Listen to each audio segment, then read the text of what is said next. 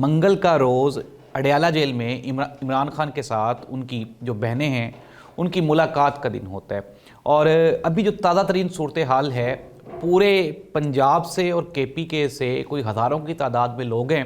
جو کہ اڈیالہ جیل میں بیٹھے ہیں۔ عمران خان کی بہن علیمہ خان نے کہا کہ یہ کبھی واٹر کینن کا استعمال کرتے ہیں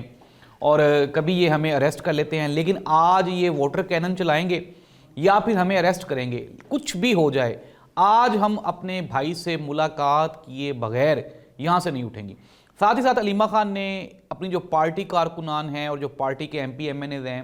ان کے نام انہوں نے ایک میسیج میں کہا کہ اس وقت سب سے ضروری جو بات ہے، جو سب سے ضروری عمل ہے، وہ ہے اڈیالہ جیل پہنچنا اور عمران خان کے ساتھ ملاقات کا تقاضا کرنا۔ اس سے زیادہ اہم بات پارٹی کے لیے اور کوئی بھی نہیں ہو سکتی۔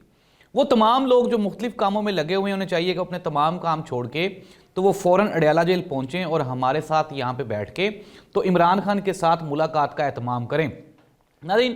ساتھ ہی ساتھ وہاں پہ یہ بھی کہا گیا کہ 2025 ختم ہونے والا ہے اور 2025 ختم ہوتے ہی نیا سال شروع ہونے والا ہے، لیکن عمران خان کے جو کیسز ہیں وہ ابھی تک جوں کے توں ہی پڑے ہوئے ہیں۔